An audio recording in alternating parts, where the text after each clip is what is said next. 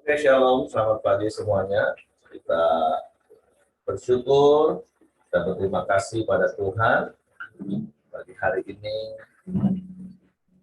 kita boleh ada, bagaimana kita ada, semua hanya karena anugerah Tuhan. Semua karena kebaikan Tuhan.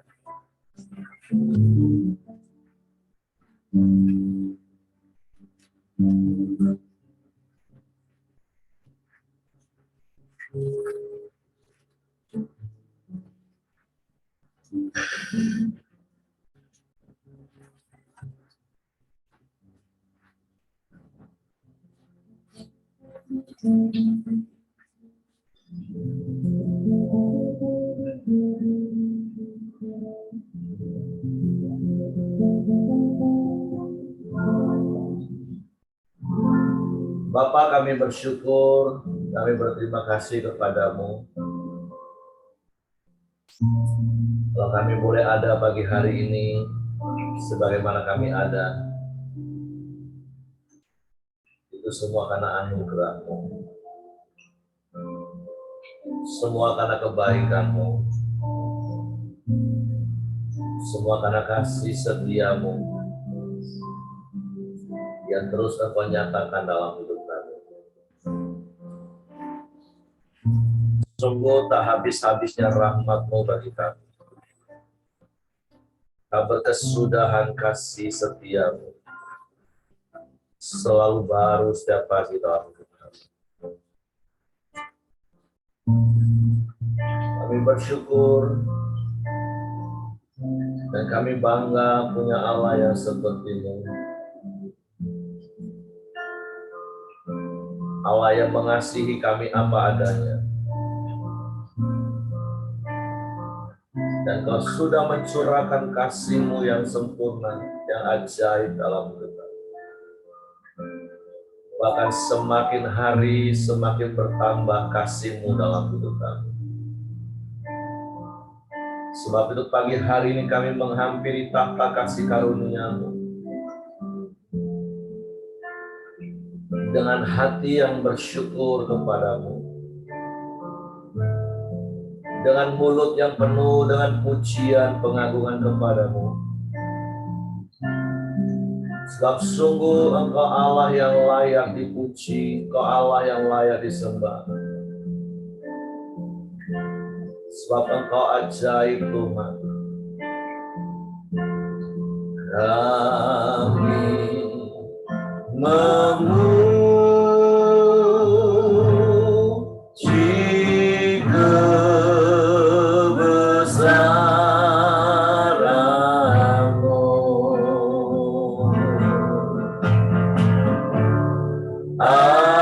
Ajaib Tuhan.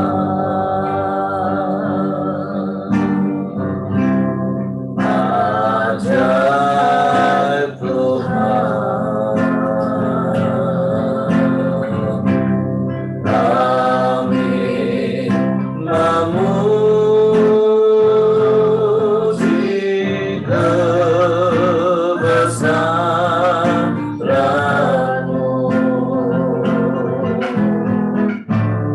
Ajaib Tuhan.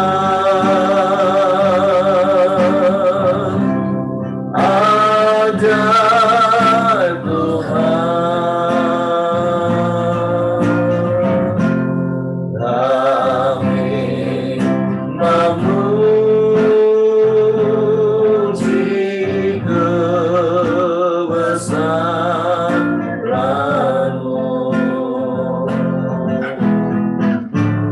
Ajaib Tuhan.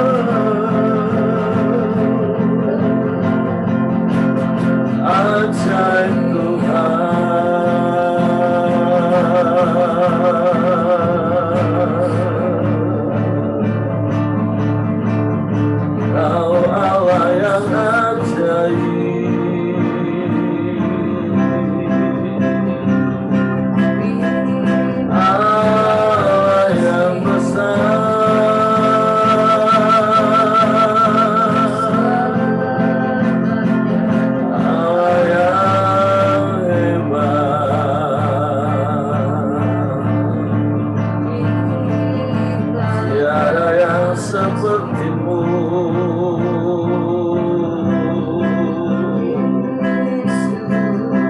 Tiada yang lain,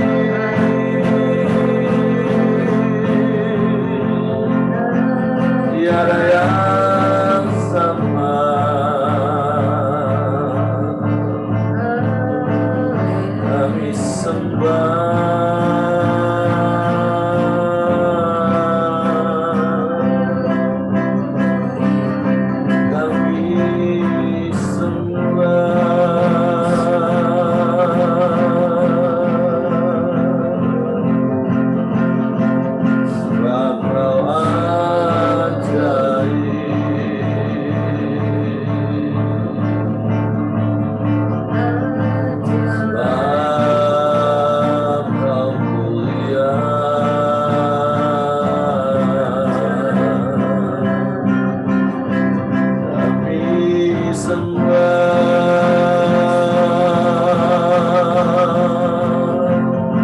Kami tinggikan nama-Mu Yesus Tuhan, kami muliakan.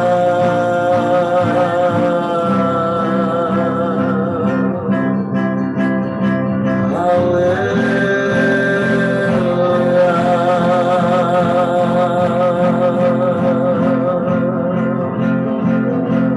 Terpujilah nama-Mu, terpujilah nama-Mu.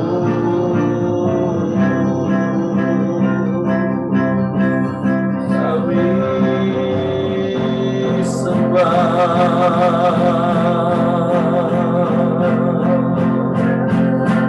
Kau Allah yang ajaib,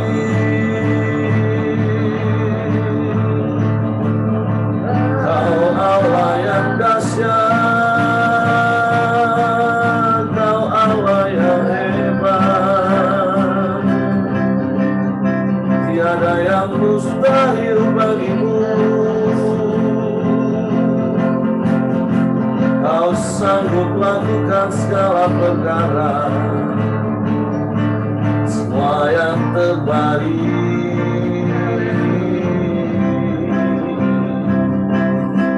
yang Kau berikan bagi kami.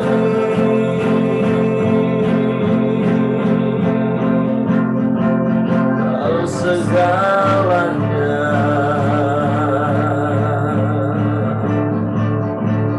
Kau segalanya.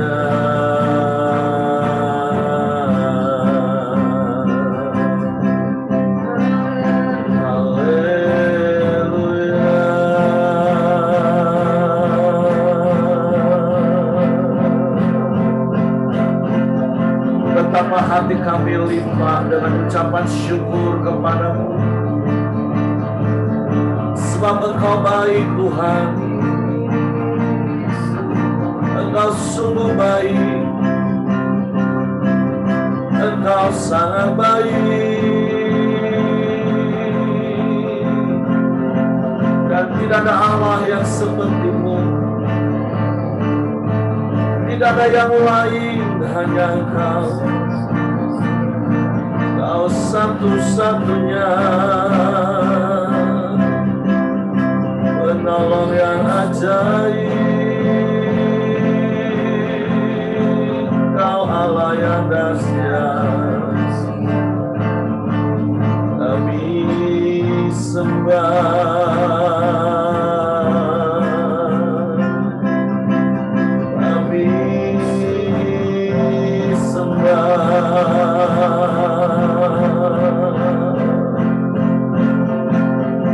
terpujilah nama-Mu, terpujilah nama-Mu. Kami sembah.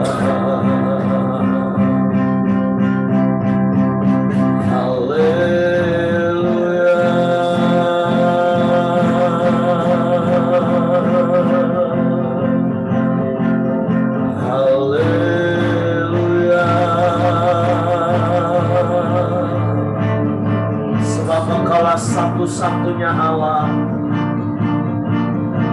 Tidak ada yang lain selain Engkau. Tidak ada yang sama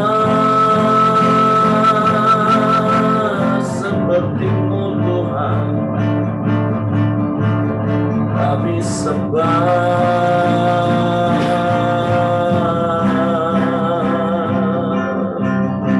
kami sembah Engkau.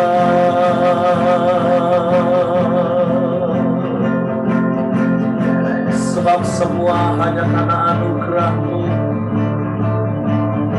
semua karena kasih-Mu. Kami ada sebagaimana ada pagi hari ini. Kami bersyukur sebab Engkau baik. Engkau sungguh baik. Engkau sangat baik. Tiada yang seperti-Mu, tiada yang lain, hanya Engkau.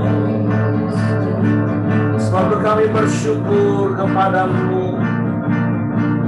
Kami bangga punya Bapa yang seperti-Mu. Haleluya.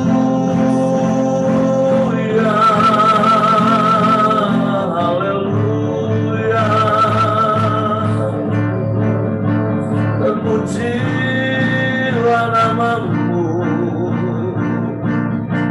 terpujilah nama-Mu. Haleluya.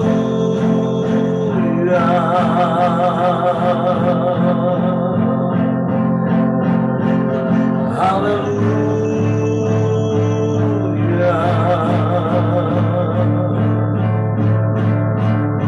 Haleluya.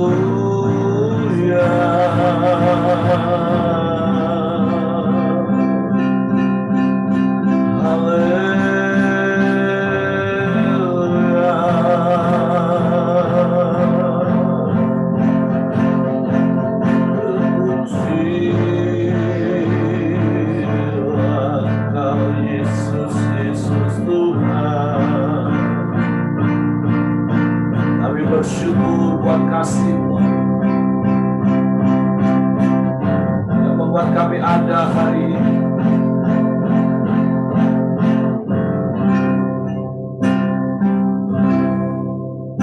Ku ada sebagaimana Ku ada, berdiri menghadap tahta-Mu Bapa. Semua karena anugerah-Mu yang telah selamatkanku.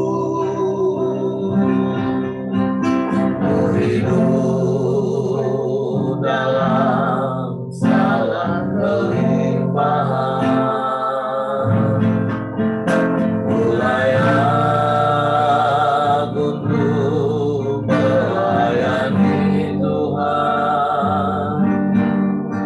Semua karena anugerah-Mu tercurah bagiku.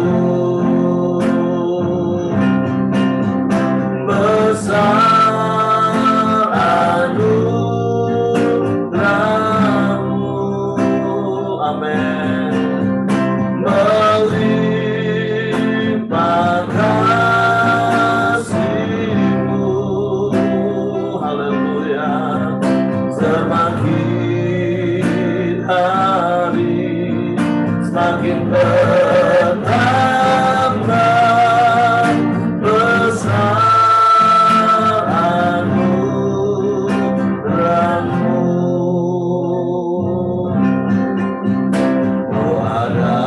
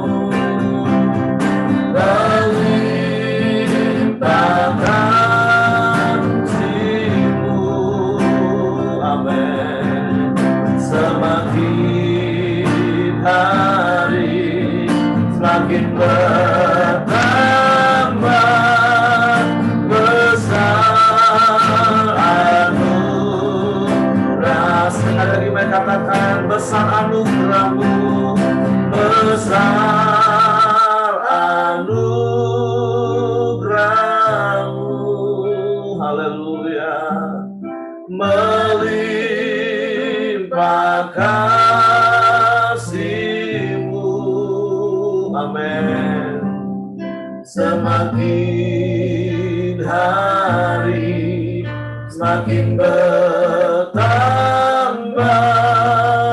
besar anugerahmu. Semakin hari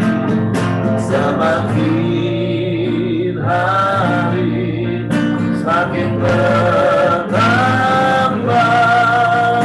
besar anugerahmu.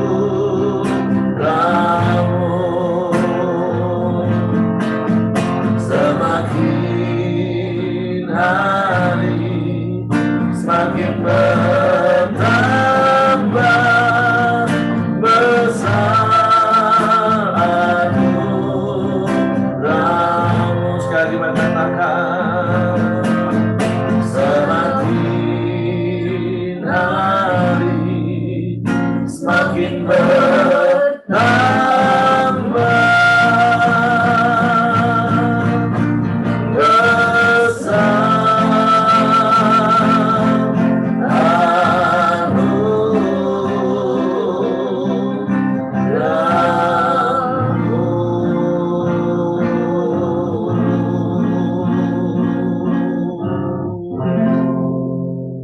sungguh besar anugerah-Mu dalam hidup kami. Semakin hari semakin bertambah kasih-Mu berlimpah dalam hidup kami. Dan Engkau memberikan hidup yang sesungguhnya. Engkau berikan Zoe dalam hidup kami, yaitu hidup-Mu sendiri dalam hidup kami. Ya, Kau jadikan kami serupa dengan gambaran-Mu, Tuhan. Dan kami bersyukur di dalam Yesus yang telah mati menebus hidup kami, mencurahkan darahnya, menghapus dosa kami. Kami dipulihkan menjadi serupa dan segambar dengan Engkau. Kami hidup dalam anugerah-Mu. Kami hidup dalam kemurahan-Mu. Kami hidup di dalam kelimpahan yang daripada-Mu. Sehingga kami boleh menikmati hari-hari hidup kami. Kami terus memiliki damai sejahtera sekalipun di lembah kekelaman. Kami tetap tenang sekalipun di tengah-tengah tantangan. Dan kami terus bersukacita dalam segala keadaan, bahkan saat badai menerpa hidup kami. Bapa, kami bersyukur, kami berterima kasih kepadamu pagi hari ini. Kami boleh ada sebagaimana kami ada pagi hari ini, semua karena anugerah-Mu, semua karena kebaikan-Mu, semua karena kasih setia-Mu yang terus Engkau nyatakan dalam hidup kami. Sebab itu hati kami limpah dengan ucapan syukur kepadamu pagi hari ini. Dan kami mau terus bertumbuh semakin serupa dengan Engkau. Sebab itu kami butuh firman-Mu. Roh Kudus, tolong kami untuk mengerti firman-Mu. Untuk kami memahami firman-Mu. Sehingga kami percaya firman-Mu dan melakukan firman-Mu. Untuk kami sambut firman-Mu pagi hari ini. Dalam nama Yesus Tuhan. Haleluya, haleluya, haleluya. Amin.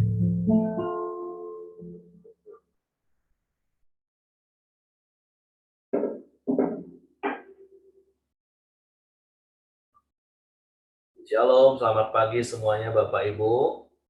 Kita bersyukur, berterima kasih pagi hari ini kita boleh bersekutu lagi bersama-sama, berkumpul di dalam nama Yesus. Dan Tuhan hadir di antara kita, dimanapun kita berada. Dan kita memasuki lagi minggu yang baru. Dan kita bersyukur hari lepas hari, minggu lepas minggu, bahkan bulan lepas bulan dan tahun lepas tahun. Ada kasih karunia Tuhan yang berlimpah-limpah dalam hidup setiap kita. Jadi pada kesempatan ini sekali lagi saya juga bersyukur pada Tuhan dan berterima kasih kepada teman-teman, Bapak Ibu yang ada di Koramdio, baik berkaitan dengan apa yang Tuhan izinkan kami alami minggu lalu, Mama pulang ke rumah Bapak. Terima kasih buat perhatian, doa, dan support. Dan juga terima kasih buat ucapan dan doa untuk anniversary kami yang ke-23 kemarin. Kami bersyukur dan sungguh saya sangat senang dan berbahagia ada bersama-sama dengan Bapak Ibu sekalian. Nah, sebuah komunitas kerajaan Allah yang itu saling mendukung, saling menguatkan, saling meneguhkan satu dengan yang lain. Dan kita mau terus bertumbuh bersama-sama di dalam mengenal Allah, hingga semakin hari kita semakin kuat, dan sungguh hidup kita akan jadi berkat dan berdampak bagi banyak orang. Nah, puji Tuhan, hari ini kita sudah masuk di dalam Kisah Para Rasul, dan kita mulai dari Kisah Para Rasul pasal yang pertama, ayat yang pertama sampai ayat yang kelima. Demikianlah firman Tuhan. Roh Kudus dijanjikan. Hai Theophilus, dalam bukuku yang pertama, aku menulis tentang segala sesuatu yang dikerjakan dan diajarkan Yesus, sampai pada hari ia terangkat. Sebelum itu, ia telah memberi perintahnya oleh Roh Kudus kepada rasul-rasul yang dipilihnya. Kepada mereka, ia menunjukkan dirinya setelah penderitaannya selesai, dan dengan banyak tanda ia membuktikan bahwa ia hidup. Sebab selama 40 hari ia berulang-ulang menampakkan diri dan berbicara kepada mereka tentang kerajaan Allah. Pada suatu hari ketika ia makan bersama-sama dengan mereka, ia melarang mereka meninggalkan Yerusalem dan menyuruh mereka tinggal di situ menantikan janji Bapa, yang demikian katanya, telah kamu dengar daripadaku, sebab Yohanes membaptis dengan air, tetapi tidak lama lagi kamu akan dibaptis dengan Roh Kudus. Nah, jadi Kisah Para Rasul ini ditulis seorang tabib yang bernama Lukas, dan tulisannya ini ditujukan kepada sahabatnya yaitu Theophilus. Jadi baik penulis Injil Lukas maupun Kisah Para Rasul itu adalah pribadi yang sama, orang yang sama. Begitu juga ditujukan kepada sahabatnya, orang yang sama, yaitu Theophilus. Sehingga dengan jelas di ayat yang pertama dikatakan bahwa, hai Theophilus, dalam bukuku yang pertama, buku yang pertama yang dimaksud adalah Injil Lukas, yang kita kenal sekarang dengan sebutan Injil Lukas. Di bukunya yang pertama, Lukas menulis tentang segala sesuatu yang dikerjakan dan diajarkan oleh Yesus. Nah, nanti di Kisah Para Rasul ini, dia akan menulis hal-hal yang dikerjakan kuasa Roh Kudus melalui para rasul dan orang-orang percaya. Dan saya percaya secara keseluruhan, biarlah Kisah Para Rasul ini juga menjadi kisah para kita. Artinya setiap kita mengalami seperti apa yang para rasul alami. Karena saya mau katakan Roh Kudus juga ada dalam hidup kita.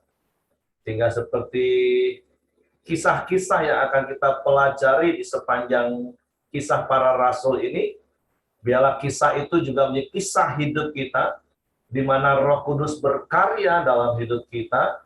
Roh Kudus meneguhkan kita, menguatkan kita, menghibur kita, menuntun kita, menolong kita, bahkan menolong kita melakukan perkara-perkara yang besar dalam hidup kita.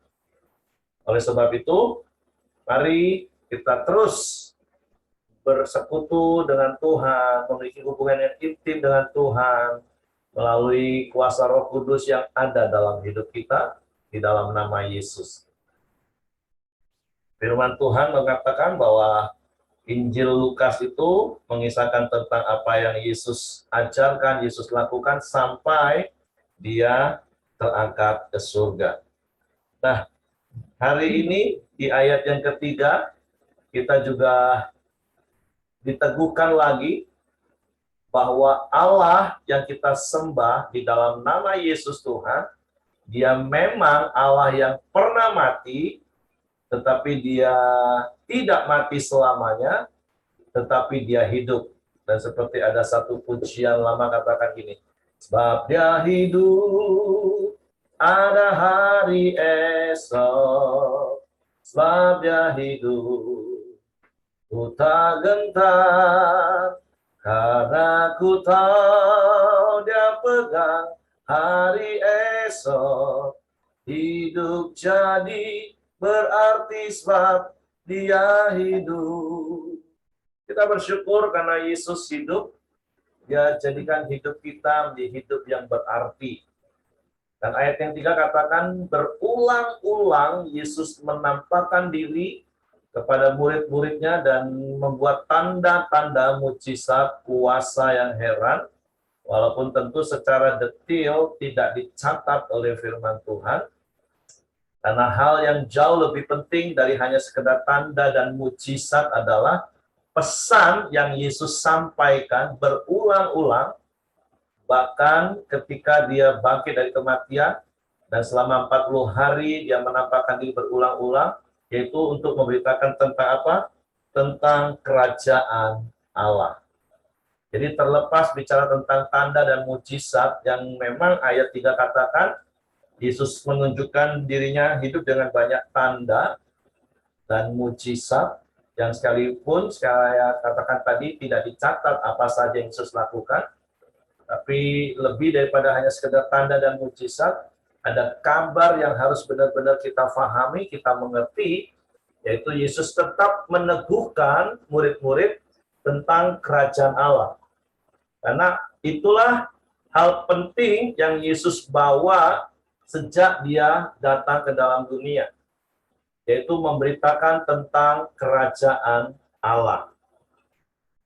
Karena begitu Yesus memulai pelayanannya, maka kalimat pertama yang muncul adalah, apabila aku ada di tempat ini, dan ketahuilah bahwa kerajaan Allah itu sudah datang.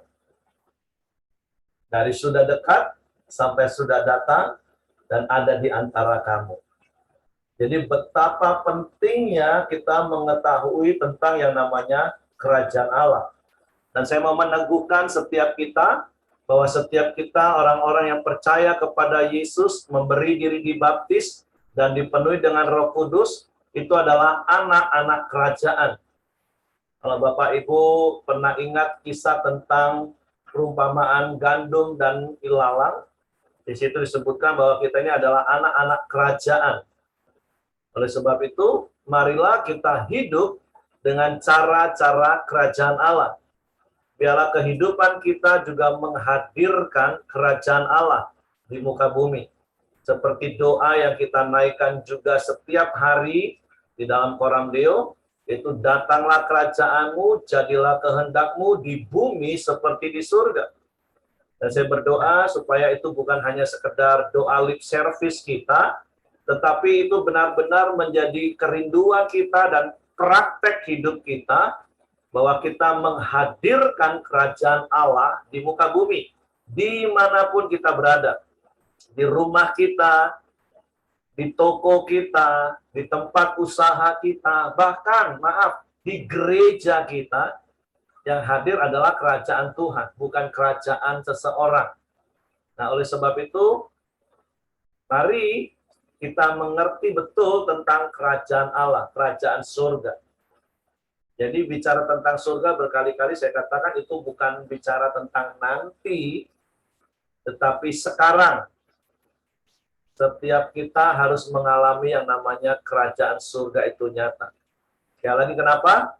Karena kita adalah anak-anak kerajaan. Makanya kenapa berulang-ulang kali Yesus menampakkan dirinya setelah kematiannya dan kebangkitannya, untuk sekali lagi meneguhkan tentang kerajaan. Selama 3,5 tahun Yesus berjalan bersama dengan murid-murid, Yesus selalu memberikan tentang perumpamaan tentang kerajaan. Oleh sebab itu, betapa pentingnya kita mengerti konsep kerajaan Allah. Dan sekali lagi, berbicara tentang kerajaan Allah, itu bicara tentang pemerintahan yang dipimpin oleh Allah. Apakah hidup kita dipimpin oleh Allah? Itu yang menentukan apakah kita hidup di dalam kerajaan Allah. Siapa yang memimpin hidup kita? Ego kita, kehendak kita, keinginan kita, atau memang Allah yang memerintah dalam hidup kita? Itu hal penting dulu bicara tentang kerajaan Allah. Kalau kita menyadari dan menyerahkan sepenuhnya hidup kita dalam pemerintahan Allah, maka sudah seharusnya lah kita tunduk pada semua perintah Allah. Kita tunduk pada semua kehendak Allah. Baru artinya kita hidup di dalam kerajaan Allah. Nah, kalau kita ngomong kita hidup dalam kerajaan Allah, tapi kita tidak melakukan kehendak Allah, itu artinya kita adalah pemberontak di dalam kerajaan Allah. Musuh kerajaan Allah. Dan saya percaya setiap kita nggak akan pernah berani jadi pemberontak di dalam kerajaan Allah. Amin. Kita mau menjadi anak-anak kerajaan Allah. Jadi prinsip yang pertama kerajaan Allah itu, ya Allah yang harus berdaulat penuh atas hidup kita. Apa yang jadi kehendaknya, apa yang menjadi perintahnya, suka nggak suka, mau nggak mau, ya harus dilakukan. Bisa diterima, nggak diterima dengan akal logika, belajarlah taat, lakukan saja lebih dulu. Supaya kita tidak terbilang pada kelompok pemberontak. Nah, jadi kalau bicara tentang kerajaan Allah, tentu yang pertama adalah Tuhan yang menjadi raja, yang berdaulat dalam hidup kita. Kemudian yang kedua, hidup kita ya harus berdasarkan undang-undang kerajaan Allah. Di dalam firman Tuhan. Undang-undang kasih, itu salah satunya, saling mengasihi satu dengan yang lain, hidup sesuai dengan firman, hidup berdampak bagi banyak orang, supaya kerajaan Tuhan ditegakkan. Dan firman Tuhan katakan, kalau Bapak Ibu masih ingat dari Injil Matius pasal 16, di mana Yesus berkata kepada Petrus, di atas batu karang ini, yaitu di atas pengakuan Petrus bahwa Yesus adalah Mesias, itu akan dibangun kerajaannya, jemaatnya, dan ada janji yang dikatakan seperti ini, bahwa alam maut, kerajaan maut itu nggak akan bertahan. Artinya apa Bapak Ibu? Kalau kita hidup dalam kerajaan Allah, kita punya kuasa kerajaan Allah, maka tidak ada kerajaan lain yang bertahan. Kita akan menjadi orang-orang yang lebih daripada pemenang. Jadi, yuk terus bangun gaya hidup kerajaan Allah. Yaitu apa tadi? Menjadikan Allah sebagai rajanya yang berdaulat penuh atas hidup kita, dan kita membangun gaya hidupnya, budaya kerajaan Allah. Jadi, seperti yang kita tahu sama-sama, kita bersyukur 2 tahun terakhir selama pandemi, Tuhan mengingatkan lagi, supaya kita tidak hanya sibuk bicara tentang cara beribadah, tapi cara hidup.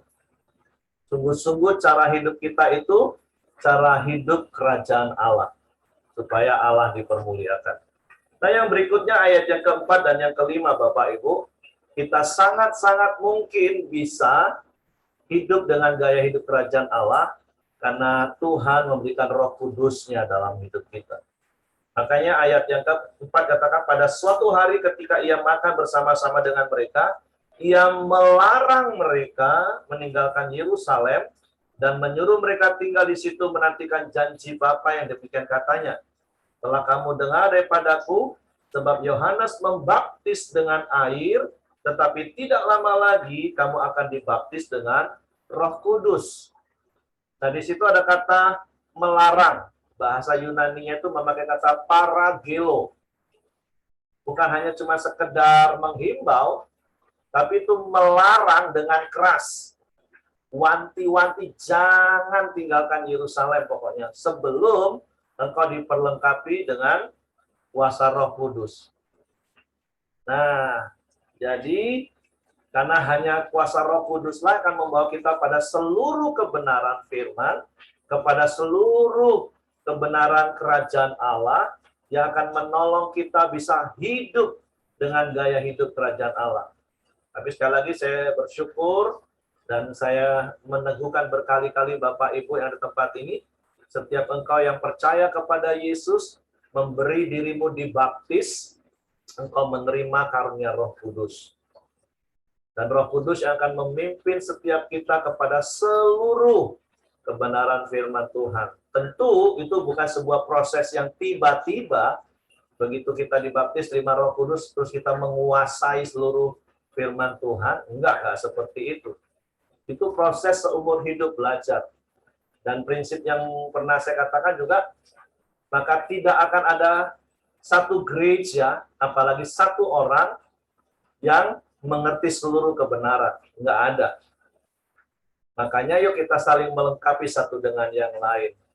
Apa yang Roh Kudus ajarkan kepada saya tentang satu ayat, tentu akan ada hal lain yang Roh Kudus bisa ajarkan kepada Bapak Ibu di ayat yang sama. Tentu karena kita mengalami situasi yang tidak sama, yang berbeda.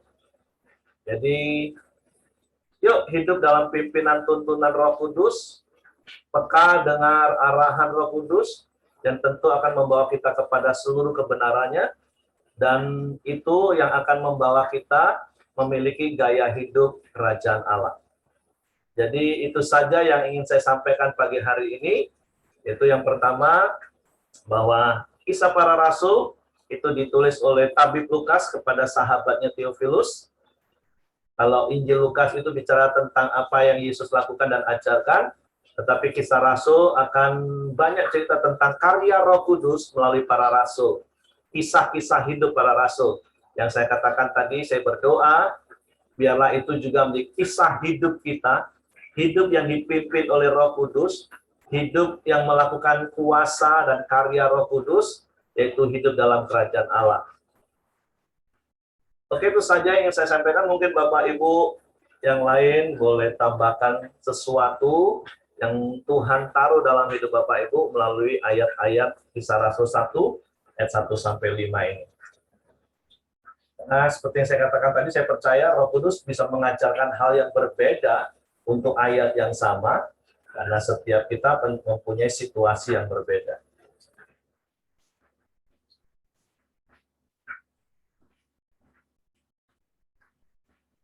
Oke, silakan Bapak Ibu.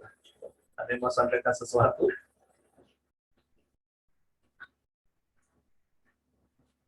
Kalau tidak ada, mari sepanjang hari ini renungkan firman Tuhan menjadi sebuah refleksi dalam hidup kita.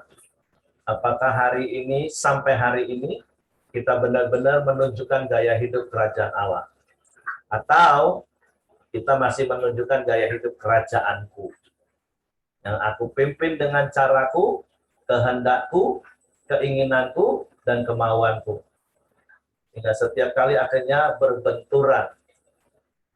Dan yang seperti saya katakan tadi, jangan sampai kita ngomong kita adalah anak-anak kerajaan, tapi ternyata kita memberontak kepada pemerintahan kerajaan Allah. Dengan cara kita memberontak, tidak melakukan kehendak Bapa kita, kehendak Raja kita. Tapi saya percaya setiap kita adalah orang-orang yang rendah hati, lemah lembut. Rendah hati itu artinya mudah diajar, kalau diajarin terima. Walaupun mungkin nggak sesuai dengan logika. Dan lemah lembut, mudah untuk dibentuk, nggak keras hati. Saya percaya ketika kita punya sikap rendah hati dan lemah lembut, maka semakin hari kita akan semakin serupa dengan Kristus. Oke, itu yang Bapak Ibu renungkan, kita renungkan sepanjang hari ini. Kerajaan Allah kah? Atau kerajaan aku yang sedang aku bangun hari-hari ini? Nanti sekali lagi saya percaya dan mendorong kita bangun kerajaan Allah dalam hidupmu. Dimulai dari rumah tanggamu, usahamu, pelayanan, dimanapun ada. Oke, Pak Ramli, silakan. Iya, sedikit aja untuk menambahi apa yang saya dapat secara pribadi, Pak Heri. Menarik karena kan Tuhan melarang murid-muridnya untuk meninggalkan Yerusalem dan memerintahkan mereka untuk tinggal menantikan janji Bapa, gitu. Jadi saya dapatnya hanya mereka yang menantikan janji Bapa lah yang menggenapi dan mendapatkan janji itu, mendapatkan Roh Kudus yang dijanjikan itu. Seandainya ada yang tidak tinggal dan tidak menanti-nantikan, kemungkinan besar pasti mereka tidak mendapatkan janji itu. Nah, ini menarik sekali ya, bahwa Tuhan itu senang kita dalam posisi menanti-nantikan janjinya, gitu. Nah, apakah hari ini kita hidup tetap di hati kita terus berharap dan terus menanti-nantikan janji-janji Tuhan di dalam hidup kita? Saya teringat di dalam Yesaya 40 yang ayat yang cukup terkenal, tetapi pagi ini terasa baru rasanya, ya. Tetapi orang-orang, ayat 31, tetapi orang-orang yang menanti-nantikan Tuhan mendapat kekuatan baru. Jadi kekuatan baru itu justru datang ketika kita sedang menanti-nantikan janji Tuhan. Karena dikatakan mereka seumpama burung Raja Wali naik terbang, dengan kekuatan sayapnya mereka berlari dan tidak menjadi lesu, mereka berjalan dan tidak menjadi lelah. Gitu. Jadi kita juga pasti pernah ketika kita menjanjikan sesuatu, kita tidak lupa, tapi kita senang ketika anak-anak menagih janji kepada kita gitu. Karena kita tahu mereka berharap pada kita. Jadi hari ini saya ingin meneguhkan kita semua, jangan pernah lepaskan janji Tuhan dalam hidup kita, ya. Teruslah berharap, teruslah pegang janji Tuhan, ya. Karena hanya kepada orang yang menanti-nantikan janji Tuhanlah Tuhan akan menggenapi bagi kita.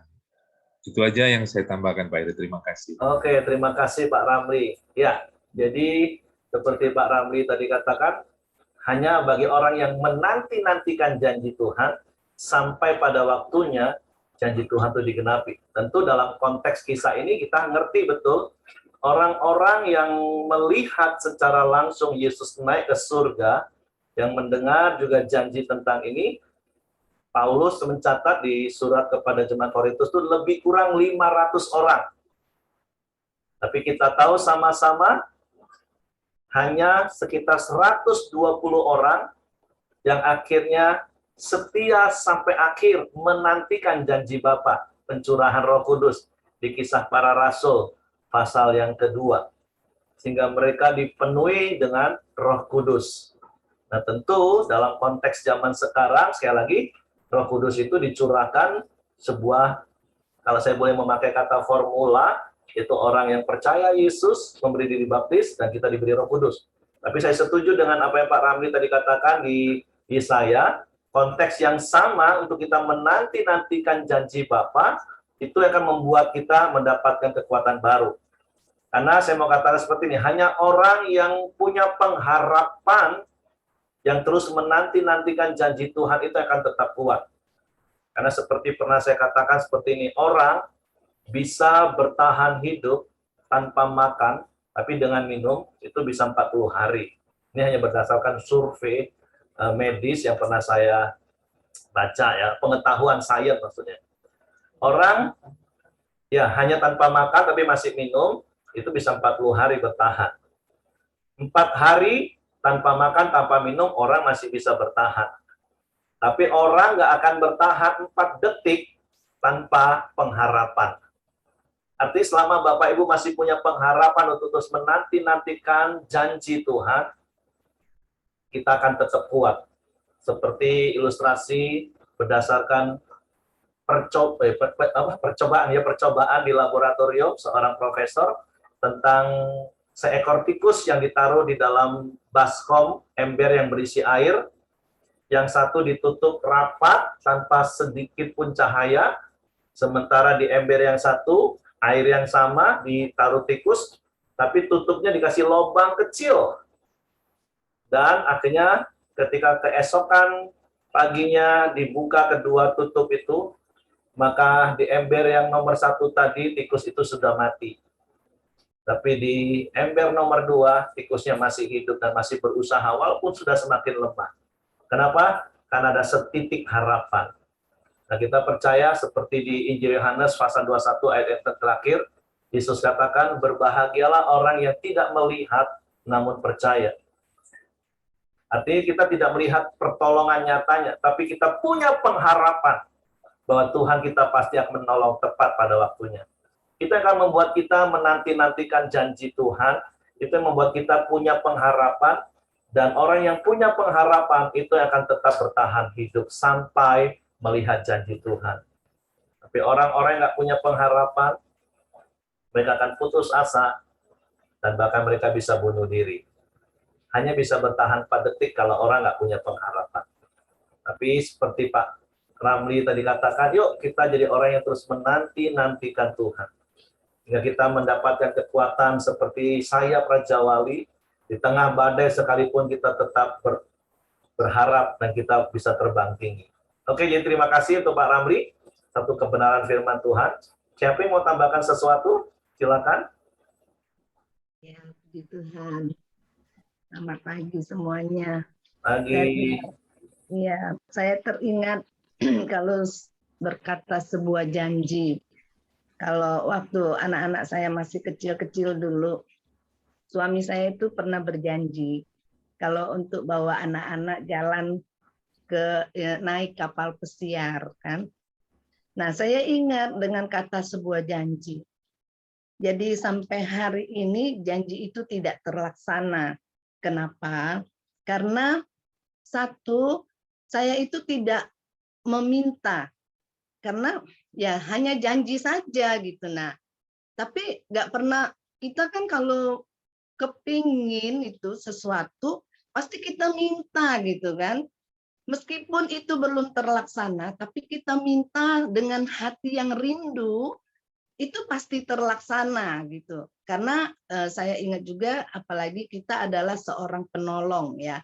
Nah, oleh sebab itu jadi saya ingat janji itu tidak terlaksana. Nah, sama dengan hal kita renungan pagi hari ini menantikan janji Bapa yaitu Roh Kudus. Tetapi kalau kita hanya menanti-nanti, tidak pernah minta kepada Bapa, tidak pernah mempunyai hati yang rindu kepada Tuhan, hanya berbahasa roh, tidak dengan hati yang rindu menantikan kepenuhan kuasa Roh Kudus itu, saya rasa itu tidak bakal kita dapati gitu. Nah, jadi samalah halnya dengan kehidupan kami, hanya janji-janji, tapi kita tidak mempunyai kerinduan dan meminta. Maka Roh Kudus itu pasti kita tidak akan terima. Itu saja. Thank you. Oke, terima kasih. Jadi Ko Simon tolong didengar. Ternyata sampai hari ini mungkin sudah sempat nggak punya pengharapan lagi, Ibu Simon. Tidak bakalan lah ini. Nah, tapi hari ini diingatkan firman Tuhan, berharap bahwa Ko Simon akan ajak istri dan anak mantu dan cucu sekarang untuk liburan di kapal pesiar. Mana Ko Simon? Yang berjanji waktu itu. Mungkin bertahun-tahun sudah nggak punya pengharapan, udahlah nggak bakalan. Nah, orang yang nggak punya pengharapan itu tadi, akhirnya nggak minta seperti Bu Simon ngomong tadi. Hai, Tuhan nggak bakalan jawab lah, sudahlah percumalah doa, percumalah. Tapi orang yang menanti-nanti itu, bukan Tuhan lupa Bapak Ibu ya, tapi dari sisi kita yang Ibu Simon maksudnya, kita masih punya pengharapan nggak? Menanti-nanti nggak Tuhan itu pasti genapi janjinya, seperti itu. Nah, jadi hari ini Ibu Simon dibangkitkan lagi pengharapannya, untuk Pak Simon genapi janjinya. Nah, begitulah dengan kita Bapak Ibu. Yuk punya pengharapan tetap kepada Tuhan, sehingga kita bisa menanti-nantikan janji Tuhan. Karena kalau kita nggak punya pengharapan, aduh sudahlah, ya sudah, kita nggak akan pernah mengalami janji Tuhan itu. Oke, saya percaya ada banyak pencerahan yang kita terima pagi hari ini, dan itu menguatkan, meneguhkan kita untuk tetap punya pengharapan. Minta sama Tuhan, Tuhan aku percaya janjimu Tuhan. Ini bukan dalam konteks mau ngatur Tuhan Bapak Ibu, tapi memang Tuhan berjanji. Tapi dari sisinya kita masih percaya nggak janji itu? Nah, kalau kita masih percaya janji itu, tentu kita pasti akan terus berharap untuk janji itu digenapi, termasuk dengan hidup dalam pimpinan Roh Kudus. Oke, Tuhan memberkati. Saya serahkan kepada Hengki.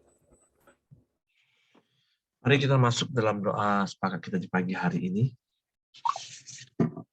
Bapa yang baik, kami bersyukur kepadamu ya Tuhan. Di pagi hari ini setiap kami bisa hadir, datang menyembah, memuji, dan menikmati kebenaran firman-Mu ya Bapa. Terima kasih, Engkau baik, Engkau sungguh baik ya Bapa. Biarlah setiap kami Tuhan terus berharap di dalam Engkau ya Bapa. Kami percaya janji-Mu tergenapi di dalam hidup kami ya Tuhan. Kami juga percaya Engkau mengirimkan Roh Kudus atas hidup kami ya Tuhan, untuk menuntun kami dan juga membuat kami supaya bisa merenungkan kebenaran firman-Mu ya Bapa. Terima kasih Allah Roh Kudus yang ada di dalam hidup kami ya Tuhan. Kami bersyukur kepadamu di pagi hari ini ya Bapa. Terima kasih, biarlah di pagi hari ini kami juga berdoa kepada saudara Dodi Sunarto ya Tuhan, yang saat ini sudah keluar dari ruang ICU ya Bapa, di mana hari demi hari sudah lebih membaik ya Tuhan, dan juga saat ini bisa makan bubur halus ya Bapa. Terima kasih buat keselamatan, kesehatan, kekuatan yang Tuhan berikan kepada Dodi Sunarto ini ya Tuhan. Biarlah Tuhan terus bekerja, Tuhan terus pulihkan ya Bapa. Biarlah kuasa kesembuhan-Mu tercurah ya Tuhan kepada Dodi Sunarto ini ya Tuhan. Kami serahkan Dodi Sunarto ke bawah tangan kuasa-Mu ya Bapa. Kami juga berdoa buat ibu mertua dari Ibu Niarti ya Tuhan yang bernama My Siti Laila tidak dapat berjalan dan tidak bisa berbicara ya Tuhan. Biarlah kuasa kesembuhan tercurah ya Tuhan. Biarlah Tuhan terus memberikan kesehatan, pemulihan yang terbaik ya Tuhan kepada ibu mertua daripada Niriati ya Tuhan. Tuhan tolong. Oleh bilur-bilur-Mu ya Bapa, Tuhan sembuhkan atas sakit penyakit ibu mertua, Ibu Niriati ini ya Tuhan. Terima kasih ya Bapa, dan juga kami berdoa kepada adik dari Ibu Niriati ya Tuhan, menambah Priska Tuhan, di mana hari ini jam 10 akan ujian seminar skripsi ya Tuhan. Biarlah Tuhan tolong, Tuhan terus memberikan hikmat ya Tuhan. Biarlah skripsi ini Tuhan boleh berjalan dengan baik dan lancar dan sukses ya Tuhan. Terima kasih, kami serahkan adik kami ke bawah tangan kuasa-Mu. Terima kasih Bapak yang baik, dan juga setiap kami yang hadir di pagi hari ini Tuhan. Baik pergumulan, kesehatan kami Tuhan. Biarlah kami terus berharap. Kami mau terus bertahan kepada Engkau ya Bapa. Kami tahu Tuhan, waktu-Mu yang terbaik Tuhan berikan kepada kami ya Bapa. Terima kasih buat setiap keluarga-keluarga kami, bahkan istri, suami, dan juga anak-anak kami, bahkan cucu kami. Tuhan semua pelihara ya Bapa. Dan juga Tuhan lindungi, Tuhan tutup bungkus atas setiap virus-virus yang masih ada juga ya Bapa. Terima kasih Bapak yang baik, kami juga terus berdoa buat bangsa dan negara kami Indonesia. Biarlah terus ada damai, ada sukacita atas bangsa ini ya Tuhan. Biarlah kami juga berdoa pandemi COVID-19 boleh hari demi hari lebih menurun ya Tuhan. Biarlah kekebalan seluruh masyarakat Indonesia, imunnya boleh bertambah ya Bapa. Biarlah kesehatan yang terbaik ada di atas bangsa ini ya Tuhan. Terima kasih, kami juga terus berdoa buat perekonomian bangsa ini Tuhan. Tuhan tolong perekonomian bangsa ini ya Bapa. Tuhan pulihkan perekonomian bangsa ini ya Tuhan. Biarlah Presiden dan Wakil Presiden Tuhan terus memberi hikmat. Bahkan juga para menteri yang ada, Tuhan terus memberi mereka hikmat Tuhan. Untuk membawa bangsa kami hari demi hari lebih baik lagi ya Bapa. Dari sisi perekonomian Tuhan bawa lebih baik lagi ya Bapa. Dari sisi keamanan juga Tuhan juga memberikan yang terbaik ya Tuhan. Dan juga buat kesehatan masyarakat Tuhan juga membawa lebih baik lagi atas bangsa kami Indonesia ya Bapa. Biarlah tidak ada lagi Tuhan sakit, penyakit yang menular, yang membahayakan di atas bangsa ini Tuhan. Dan juga setiap orang yang menderita kelaparan juga tidak ada lagi atas bangsa ini ya Bapa. Terima kasih ya Tuhan, kami juga terus berdoa buat Papua Tuhan. Biarlah KKB yang ada Tuhan, Tuhan lembutkan hati mereka ya Tuhan. Biarlah Tuhan kobarkan hati merah putih di atas kehidupan mereka juga ya Bapa. Terima kasih Tuhan, biarlah di Papua juga ada damai-Mu ya Bapa. Terima kasih ya Tuhan, kami serahkan pemimpin kami ke bawah tangan kuasa-Mu. Biarlah mereka melakukan dengan takut akan Tuhan. Biarlah roda pemerintahan ini boleh berjalan dengan baik ya Tuhan. Terima kasih ya Bapa. Dan juga kami juga berdoa di mana Tuhan, ibu kota baru Nusantara ini ya Tuhan yang akan dibangun di Kalimantan ya Tuhan. Biarlah kalau itu memang terbaik Tuhan. Biarlah Tuhan juga tolong, Tuhan juga mampukan pemerintahan kami Tuhan untuk membangun ibu kota di Kalimantan ini juga ya Bapa. Terima kasih, kami serahkan bangsa kami Indonesia ke bawah tangan kuasa-Mu. Terima kasih ya Bapa, kami juga terus berdoa buat perdamaian di Rusia dan Ukraina ya Tuhan. Biarlah hari demi hari ya Tuhan, kami percaya Tuhan juga lembutkan hati pemimpin-pemimpin bangsa ini ya Tuhan. Biarlah mereka menemukan titik perdamaian ya Tuhan. Dan juga setiap mereka yang terkena tembakan, bahkan mengalami kerusakan atas rumah-rumah mereka, atau mereka yang sedang berpindah kepada negara-negara lain ya Tuhan. Tuhan tolong mereka Tuhan. Tuhan hibur hati mereka ya Bapa. Biarlah mereka yang sakit Tuhan sembuhkan dalam nama Tuhan Yesus ya Bapa. Terima kasih, kami serahkan semua bangsa yang bertikai ini ke bawah tangan kuasa-Mu ya Bapa. Terima kasih Bapa yang baik. Mari kita masuk dalam doa Bapa kami. Bapa kami yang di surga, dikuduskanlah nama-Mu, datanglah kerajaan-Mu, jadilah kehendak-Mu di bumi seperti di surga. Berikanlah kami pada hari ini makanan kami yang secukupnya, dan ampuni kami akan kesalahan kami, seperti kami juga mengampuni orang yang bersalah kepada kami. Dan janganlah membawa kami ke dalam pencobaan, tetapi lepaskanlah kami daripada yang jahat. Karena Engkaulah yang mempunyai kerajaan dan kuasa dan kemuliaan sampai selama-lamanya. Amin. Pak Heri, silakan tutup dalam doa, Pak. Bapak, kami bersyukur buat hari yang baru ini, dan sungguh biarlah melalui hidup kami, kerajaan-Mu ditegakkan di dalam hidup kami, di lingkungan kami, dimanapun kami berada Tuhan, supaya Engkau yang dipermuliakan. Kami mau terus menanti-nantikan Engkau akan janji-janji-Mu, karena janji-Mu itu iya dan amin. Sehingga kami tidak akan pernah kehilangan pengharapan kepadamu, tapi kami terus bertumbuh kuat di dalam pengharapan kepadamu. Karena kami mengenal Engkau Allah yang setia, Allah yang tidak pernah ingkar janji. Tuhan, kami bersyukur buat firman-Mu pagi hari ini, biarlah firman-Mu meneguhkan dan menguatkan setiap kami. Dan sepanjang hari ini dalam seluruh aktivitas kami serahkan roh, jiwa, tubuh kami ke dalam tangan kasih kuasa-Mu. Tutup bungkus kami dengan kuasa darah Yesus. Malaikat menjaga tempat tinggal kami, menyertai keluar masuk kami sepanjang hari ini, Engkau memelihara kami, memenuhi semua kebutuhan-keperluan kami, menurut kekayaan kemuliaan dalam Kristus Yesus. Suatu kiranya kasih karunia Bapa, damai sejahtera dari Yesus Kristus, serta pimpinan persekutuan Roh Kudus, menyertai kita sekarang, mulai hari ini sampai Maranatha, Dia Yesus datang kali yang kedua. Di dalam berkat nama Tuhan Yesus Kristus. Haleluya. Amin. Semangat pagi, selamat beraktivitas. Tuhan memberkati.